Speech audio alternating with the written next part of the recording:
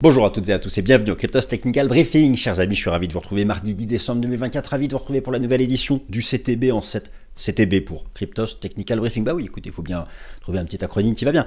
Donc oui, semaine hyper chargée sur le plan des fondamentaux avec un cours du Bitcoin, notre lièvre, notre coureur de fond qui continue d'alterner des phases d'impulsion, de correction, de pause, de transition latérale. Les altcoins qui ont bien performé depuis 3 semaines, qui proposent de temps en temps des retracements logiques, classiques, bienvenue. Je vous rappelle qu'en bullrun, oui, en bullrun, toutes les corrections numéro 1 construisent la tendance haussière. Si vous souhaitez accompagner Bitcoin le plus haut possible en 2025 et rejoindre la cible des 200 000 $ d'ici la fin de l'année 2025, vous devez applaudir lorsque le marché retrace, lorsque le marché corrige, car il faut éviter une hausse verticale de type bulle spéculative. Ça, c'est hyper dangereux. Lorsque ça pète, c'est 90% de baisse. Non, plus le mouvement est construit. J'entends par construire, pas construire un bâtiment, pas empiler des pierres les unes sur les autres, j'entends par construire le principe de l'alternance. Des impulsions, des phases de pause, des retracements, tout ça en préservant les supports, dynamiques de fond, et ce qui permet donc, étape par étape, semaine après semaine, de franchir des seuils. Nous n'allons pas franchir des seuils chaque semaine. Ça ne marche pas comme ça, même le marché crypto qui est un peu foufou, qui a une volatilité bien au-dessus de la plupart des autres classes d'actifs.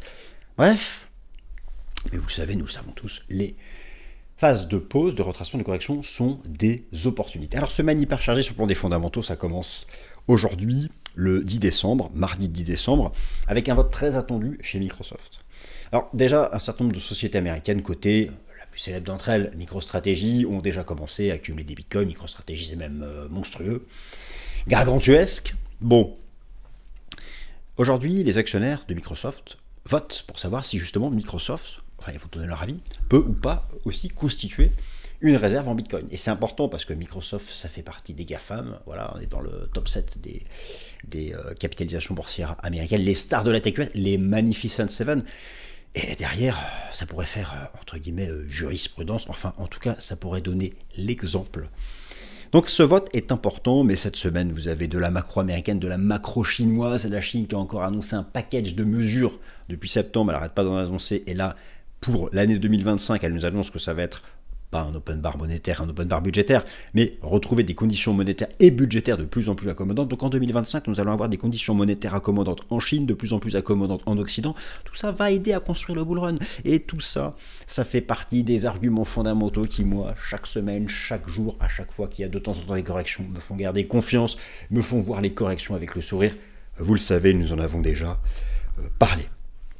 Dans cette nouvelle édition du CTB, j'ai prévu plusieurs parties. Et oui. First party, les fondamentaux de la semaine. Et oui, bon, parfois c'est ennuyeux, mais là il faut en parler, il y en a beaucoup, il y a l'inflation américaine, il y a beaucoup de choses. Et puis le 18 décembre, la semaine prochaine, c'est la dernière décision de politique monétaire de la Fed qui devrait baisser à nouveau ses taux. Il y a plus d'incertitudes pour janvier. L'inflation US, le CPI cette semaine, ça va être un peu en surchauffe, ne vous inquiétez pas, il y a un effet de base, je vais tout vous expliquer. Deuxième partie, analyse technique, Bitcoin, point technique, toutes les approches, tous mes outils techniques de répétition active, de chartisme, d'approche fractale, de suivi de tendance et tutti quanti de tout ce que vous voulez. C'est la partie Bitcoin analyse technique. Si tout ce qu'il y a avant ne vous intéresse pas, vous avez la barre de temps que j'ai chapitrée qui vous permet d'aller où ça vous intéresse vraiment. Troisième partie, les alts. Oui, il y a des indices synthétiques pour suivre les altcoins qui ont vraiment bien performé depuis 3 semaines avec la chute de la dominance de Bitcoin. Ça retrace, c'est impeccable, il n'y a rien d'extraordinaire. De temps en temps, on revient sur support pour mieux repartir. Rappelez-vous. D'ailleurs, dans la partie Bitcoin, je vais revenir en phase de bull run. Je vous avais montré dans ma dernière vidéo qu'en phase de bull run, il y avait des corrections parfois de 20-30%. Je vais revenir plutôt sur les durées de correction. Vous allez voir à peu près combien de temps durent en moyenne les différentes corrections. Et ensuite, quatrième partie, on va parler de l'Ether. Ensuite, on va parler du BNB, de Solana. Nous allons aussi parler de l'I. Et puis donc, cette année 2025 qui approche, où l'administration Trump va prendre le pouvoir et où l'intelligence artificielle, les crypto-monnaies font leur grande entrée dans l'environnement politique. Il n'y a pas qu'Elon Musk. Donald Trump a nommé un conseiller spécial notamment à l'intelligence artificielle et aux crypto-monnaies. Et finalement, il y a aussi cette perspective de la réserve stratégique en Bitcoin. On peut envisager aussi qu'un certain nombre de pays commencent à vouloir suivre cet exemple de réserve stratégique, de réserve nationale en Bitcoin. Bon, en France, je pense qu'on en est loin. Aux États-Unis, on parle voilà, de ministres ou des délégués de ministres, si on reprend des termes français qui vont être en charge de l'intelligence artificielle et des crypto-monnaies, est-ce que vous pensez qu'un jour, franchement, est-ce que vous pensez qu'un jour, nous aurons, je sais pas, par exemple, un secrétariat? Moi, je verrais bien un secrétariat d'État à l'analyse technique en crypto-monnaie. Oui, ça, ce serait la classe. Un secrétariat d'État à l'analyse technique en crypto-monnaie où on créerait une task force pour proposer à tous les Français des superbes analyses. Allez, c'est parti les amis, on attaque la nouvelle édition du Cryptost Technical Briefing. Allez les cocos d'amour, on commence par l'édition numéro 5 du journal Cryptost, qui est disponible en précommande. Nos superbes journaux, un objet physique dans un monde virtuel, une couverture sublime, et surtout des articles et des analyses exclusives. Sans oublier la sélection des 21 personnalités crypto francophones de l'année qui vous seront révélées bientôt. C'est disponible en précommande. Ça coûte vraiment pas cher, 6,50 € les amis, foncez, le lien en description, le journal Cryptost édition numéro 5, du déni à l'acceptation, avec tous les objectifs de cours techniques et fondamentaux pour l'année 2025. Bon, et puis j'ai envie de commencer par la partie technique, je vous ai dit dans notre introduction que je commencerai par la partie fondamentale, et ben on s'en fiche, on est libre, on n'est pas enfermé dans un carcan d'un plan que j'ai fixé à l'avance, même si je vais traiter les fondamentaux juste après, je commence par la partie technique sur le Bitcoin, les fondamentaux, ensuite on se fera les alts et tout le reste. Et donc commençons par notre ami Bitcoin. Oui, même en bullrun, oui, même en bullrun il y a des corrections, oui, même en bullrun il y a des purges, oui, même en bullrun il y a des sueurs froides, les amis. J'ai l'impression qu'il faut que je le rappelle en permanence, mais c'est parfait parce que les purges sont salvatrices. Les purges sont salvatrices, et surtout, les purges donnent des bons niveaux d'entrée. Alors, juste, simplement, j'ai beaucoup de choses à vous montrer, donc je le fais tranquillement dans l'ordre.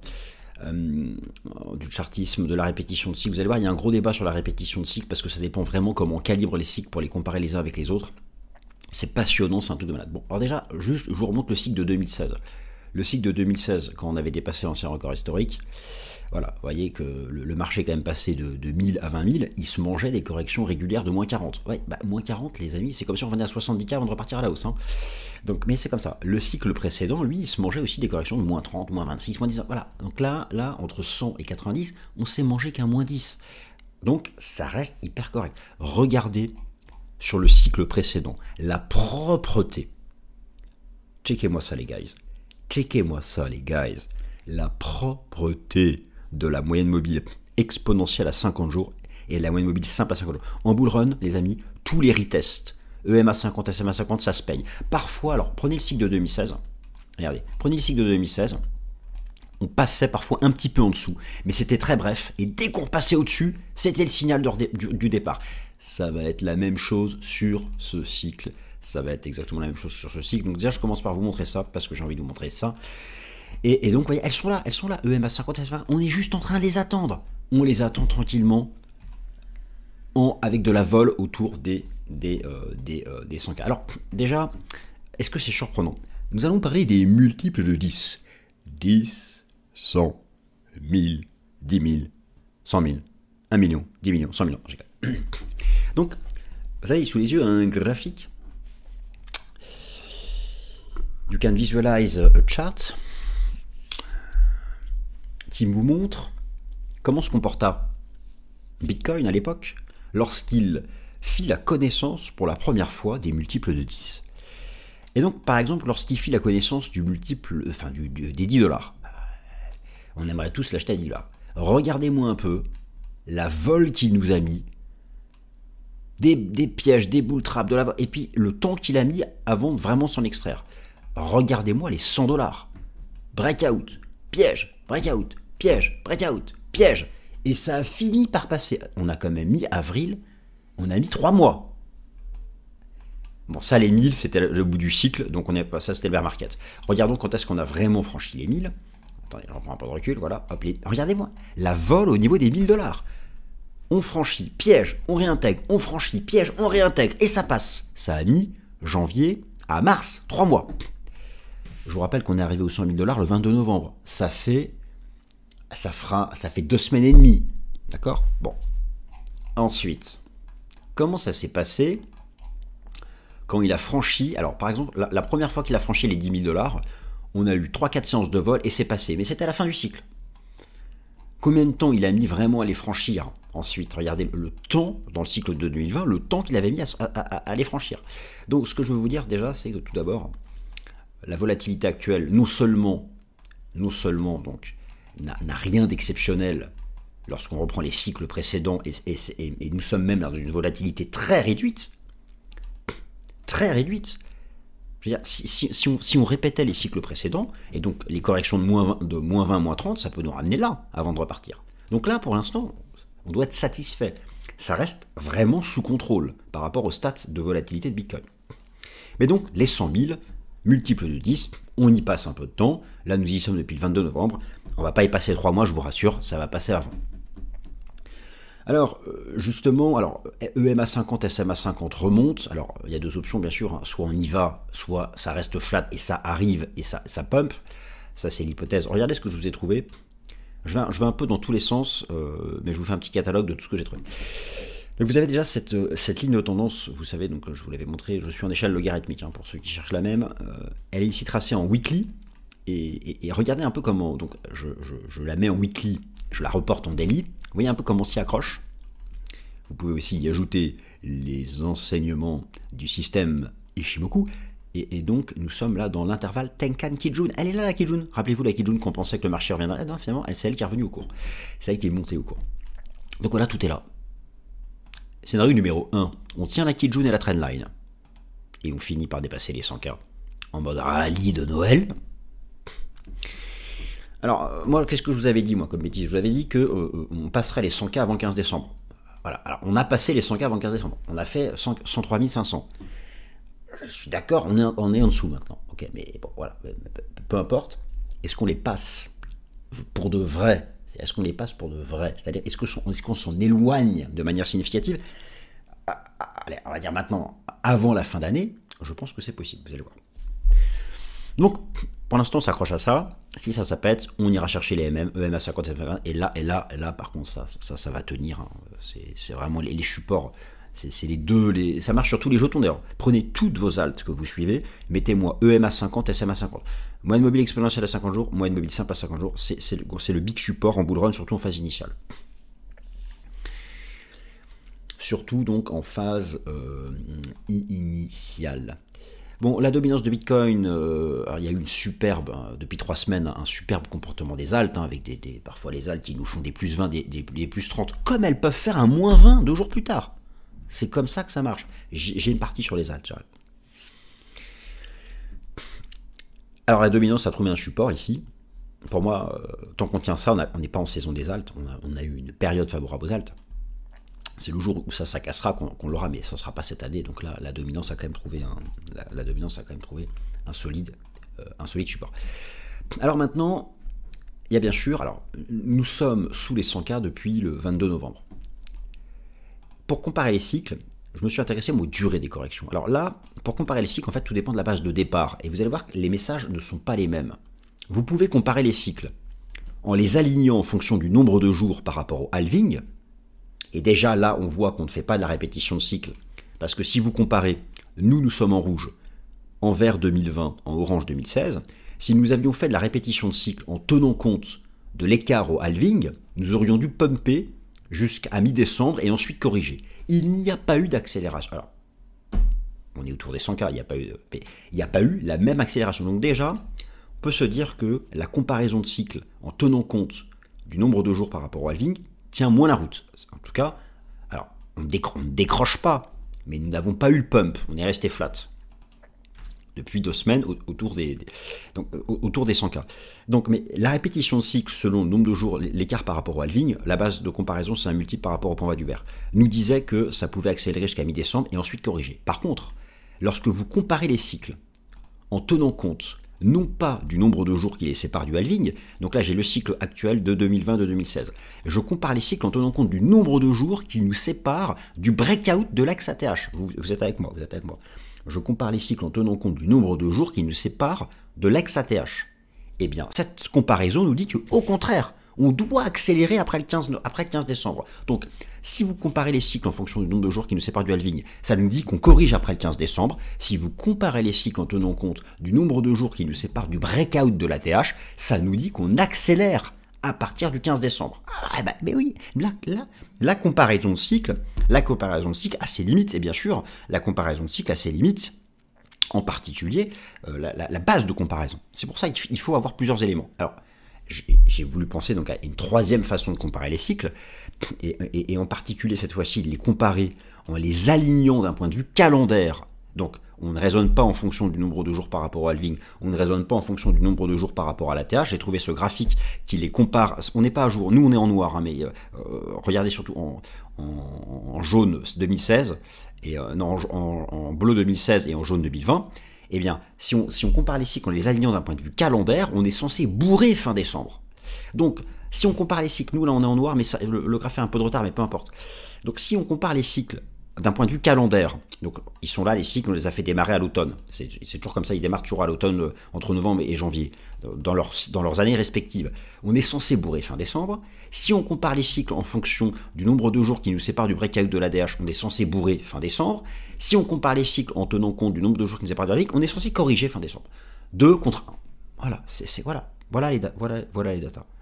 Alors, d'ailleurs, regardez, à l'époque, ici, ce qu'on avait fait sous les 20K, ici, le franchissement des 20K, qui était ici, c'était l'AXA-TH, eh bien, on a vu une correction, on a vu un truc, voilà, ça c'était le franchissement des 20K, et la correction sous les 20K avait duré 22 jours, et on avait franchi, le 15 décembre. Ok, bon, ça c'est la comparaison calendaire. Là, nous sommes ici, nous, ça fait 18 jours qu'on consolide autour des 100K. Dans le cycle de 2020, la première correction majeure avait duré 19 jours avant de repartir. Dans 2016, 35 jours. Donc là, nous sommes qu'à 18 jours. Donc au final, ce que fait Bitcoin depuis le 22 novembre, cette espèce de volatilité dans tous les sens autour des 100K, reste dans les standards de temps et de prix de volatilité des cycles précédents. Maintenant, la vraie question, c'est de savoir, voilà, qu'est-ce qui se passe fin décembre. Il y a aussi la saisonnalité, le fameux rallye dit de Noël, de rallye de fin d'année. C'est des choses qui penchent pour qu'on puisse envisager, effectivement, d'ici Noël, qu'on puisse enfin les passer pour de bon. C'est-à-dire, voilà, alors maintenant, d'un point de vue technique, l'hypothèse numéro 1, c'est d'arriver à s'accrocher à cette trendline, s'accrocher à la Kijun Daily du système Ishimoku, ou ne pas y arriver et en fait aller chercher EMA 50, SMA 50, et je vous ai montré sur les cycles précédents comme c'était pertinent, et ensuite repartir. Dans les deux cas, ça peut coller avec quelque chose de sympathique. Dans la deuxième partie du mois de décembre, les amis. Et maintenant, oui, donc voilà, les fondamentaux. Alors, les fondamentaux, il y en a un max cette semaine. De la macro chinoise, de la macro américaine.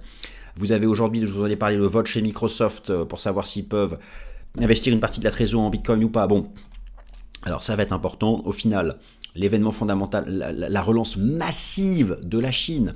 La Chine qui a annoncé, alors qui annonce depuis début septembre des mesures de relance monétaire et budgétaire, qui là, ce début de semaine, nous dit qu'en 2025, ça va peut-être même être presque le retour de l'open bar monétaire, le retour de l'open bar budgétaire. La Chine tape du poing sur la table, elle veut relancer sa consommation des métages qui atone. C'est vrai que les chiffres chinois ne sont pas bons, et encore ceux publiés cette semaine. Elle est en stress avec Trump qui arrive en plus.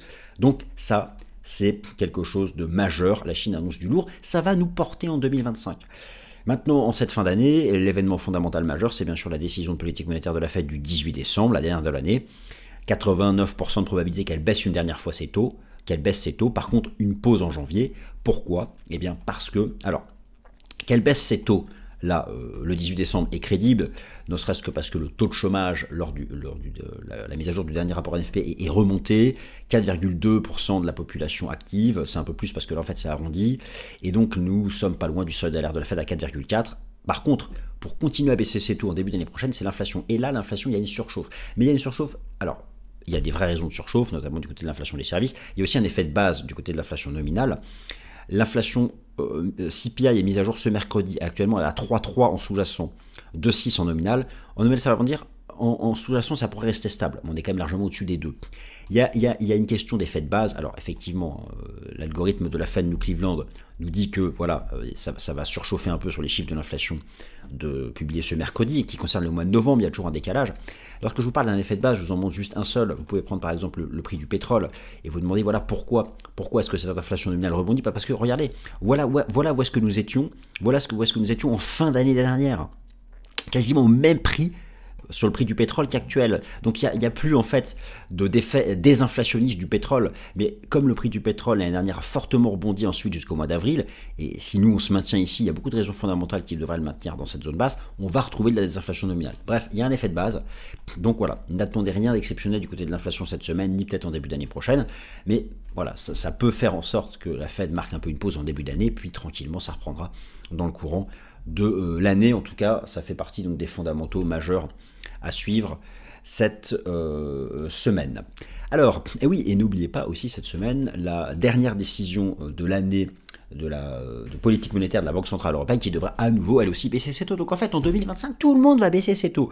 En Chine, en Europe, aux States. Bon, alors aux States, le rythme est en débat, mais ce sont des choses qui vont nous soutenir en 2025. C'est pourquoi moi je continue de dire que sur Bitcoin, toutes les corrections, toutes les purges, et alors si en plus on se mange une correction de 20-30%, vous avez vu que c'est standard, et ce sont des opportunités. Alors, pour les alts, on va les regarder de plusieurs façons. Déjà, on peut les regarder de manière pure. Donc, l'indice Others, donc l'indice Others qui consiste à regarder la market cap totale en excluant le top 10. Bon, ça a purgé ce début de semaine. Est-ce que c'est exceptionnel? Franchement, les amis, regardez la hausse de ma boule que le marché nous a mis depuis début août. La hausse en plus super belle technique, la validation de la pattern de renversement avec l'élection de Trump, on a fait une méga hausse. Alors, ok, ça a purgé massivement ce début de semaine, mais il n'y a pas de stress. On était limite, c'était trop vertical, on allait s'en manger une. On attend, regardez, elles sont là, EMA 50, SMA 50 que je vous montrais sur Bitcoin. Il faut que ça remonte tranquillement. Vous regardez ça avec le système Ichimoku. Voilà, Tenkan, Kijun, on travaille le truc, ça va prendre une petite pause là, puis ça repartira. Donc voilà, lorsqu'on passe de 191 milliards à 448 milliards, il n'y a pas de stress de retracer à 330 milliards. C'est ce qu'on appelle un retracement, et ça reste assez standard. Donc la purge a des considérations techniques qui finalement sont assez saines et salvatrices. Vous pouvez regarder ici Total 3, moins la market cap de l'USDT, l'USDC, donc Total 3, le marché global moins la market cap de TH et de BTC. Bon bah, là aussi, la hausse a été exceptionnelle depuis début août et incroyable depuis la victoire de Donald Trump à l'élection présidentielle. Voilà, et donc une hausse de 500 milliards à quasiment 1000 milliards, et là on fait cette pure, qui est en fait un retracement standard. D'ailleurs, en termes de proportion, on pourrait même retester ça, que ça resterait impeccable. Et toujours pour les alts, mais en fait le marché en général, vous pouvez aussi regarder la capitalisation boursière totale crypto, où voilà, la belle hausse, impeccable. Le marché avait dépassé l'ancien record historique. Et donc là, voilà, on attend EMA 50, SMA 50, le marché va temporiser au-dessus de l'ancien record historique, donc dans cette zone-là, avant de repartir. Donc finalement, ce genre de correction, de purge, c'est très sain.